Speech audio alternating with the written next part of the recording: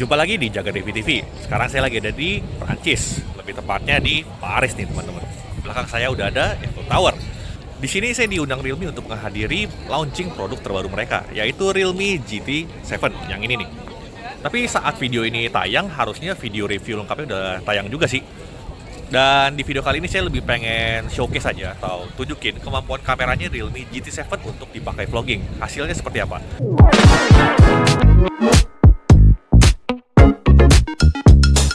Oke, di video kali ini saya lebih pengen vlogging santai aja.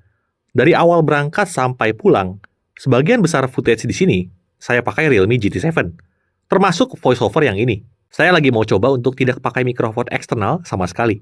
Kita berangkat tanggal 24 Mei menuju Doha untuk transit, dan dari Doha baru kita ke Paris. Total durasi perjalanan bisa sekitar 16 jam.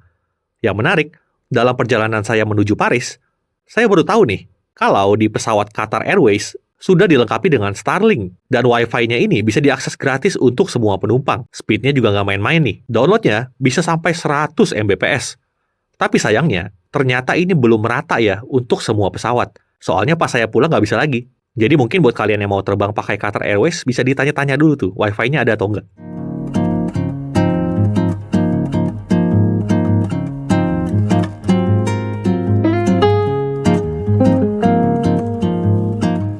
Setelah sampai Paris, ternyata kita belum bisa langsung check-in. Jadi kita titip koper dulu ke resepsionis dan kita langsung menuju Arc de Triomphe, sebuah monumen untuk menghormati pencapaian militer tentara Prancis selama Perang Revolusi dan Perang Napoleon. Ini salah satu destinasi yang wajib dikunjungi kalau lagi di Paris. Menariknya, ternyata kita bisa beli tiket untuk naik ke lantai paling atas. Dari sini kita bisa melihat pemandangan Paris dari ketinggian, termasuk Eiffel Tower. Pokoknya indah sekali lah. Sayangnya, saat kita sampai di sini agak mendung nih. Foto-foto terasa kurang cerah. Malamnya kita lanjut ke Eiffel Tower. Nggak mungkin kan traveling ke Paris tanpa flexing udah foto di depan Eiffel Tower. Tapi problemnya adalah ternyata rame banget cuy. Nih pemandangan sisi Paris yang mungkin belum banyak orang yang tahu. Jadi kalau mau foto-foto di sini ya jelas keramaiannya bakal masuk juga. Nah fitur AI yang paling sering saya pakai selama perjalanan adalah AI Erase. Tinggal masuk ke galeri bawaan, pilih AI Editor, lalu ke AI Eraser, tinggal pilih Remove People aja. Nanti otomatis akan dihapus dan jadi deh seperti ini. Eiffel Tower-nya serasa punya sendiri nih. Kalau misalnya ada sampah-sampah dikit kayak begini, tinggal pakai Smart Lasso terus dilingkari seperti ini. Beres.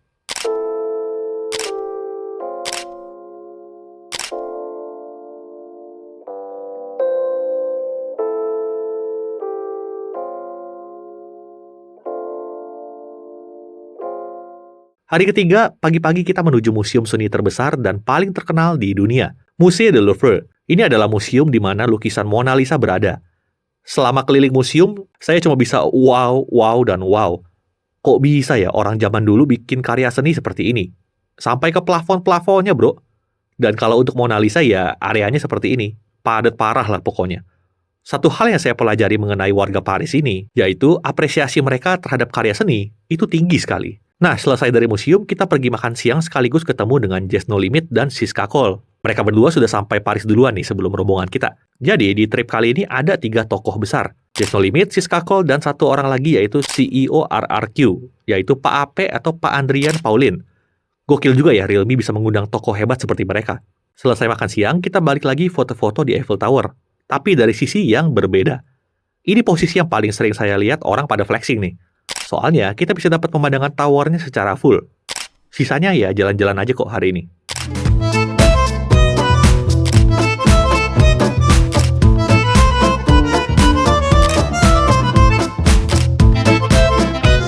Nah, di tanggal 27 Mei, waktunya kita liputan launching Realme GT 7 Series. Lokasinya ada di Hangar Y. Bacanya Hangar Y atau Hangar Y, pokoknya itulah. Yang menarik, lokasinya itu seperti di atas bukit. Venue-nya dikelilingi pemandangan yang serba hijau dan adem gitu. Yang keren banget, Realme kan ada kolaborasi dengan Aston Martin. Jadi, dekorasinya juga totalitas di sini. Ada mobil balap Aston Martin-nya dan photo booth juga ada. Untuk HP-nya sendiri, ternyata akan masuk resmi Indonesia juga ya. Selain punya desain spesial serta paket penjualan yang spesial, ini juga bisa jadi jawaban untuk kalian yang protes soal storage. Karena edisi spesial ini, storage-nya 512 GB. Selain Realme GT 7 Series, Realme juga merilis TWS terbaru mereka, yaitu Realme Buds Air 7 Pro. Dilengkapi dual DAC driver dan sertifikasi high-res, support ANC yang bisa meredam suara noise hingga 53 dB, dan untuk baterai diklaim up to 48 jam. Hadir dengan berbagai pilihan warna. Pada saat video ini tayang, mestinya Realme Indonesia sudah merilis produk-produknya juga. Dan harganya jelas lebih murah di Indonesia. Lumayan jauh loh harganya dibandingkan dengan harga Eropa. Selesai launching, malamnya kita diundang untuk gala dinner. Di kapal seperti ini. Fancy sekali lah pokoknya, fine dining. Rapi-rapi amat. Mau kemana om? Kita mau makan malam yang istimewa dengan rombongan Realme. Anjay. Jadi kondangan ya? Kagak rapi amat lah. Rapi amat kan sama Mbak Gigi. Mbak Gigi siapa? Raffi Ahmad. Oh, Raffi Ahmad. Aduh. Oh, Raffi Ahmad. Saya belum setua itu guys. Dan meskipun sudah beberapa kali fine dining, jujur, sejujur-jujurnya dari lubuk hati yang terdalam, habis makan fine dining begini, bikin saya rindu nasi goreng tek-tek di Indo. Ya, mungkin ini karena lidah saya belum cukup elit kali ya, untuk bisa menikmati fine dining.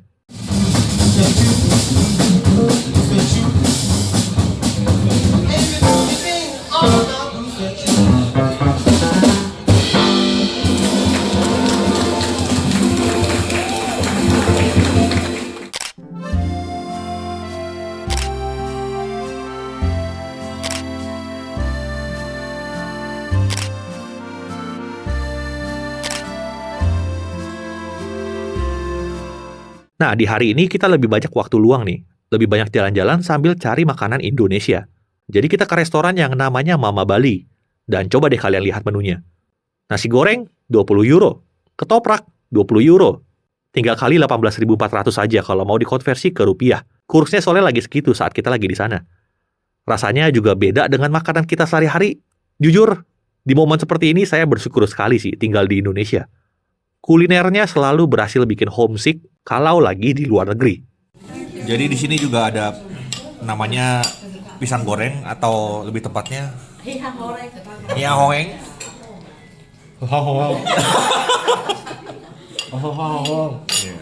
Panas ya berarti.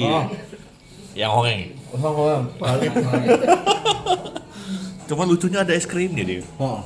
Nah, di tanggal 29 ini kita OTW pulang ke Indonesia. So far sih perjalanan dengan Realme termasuk seru dan acaranya pun berjalan dengan lancar dari awal sampai pulang.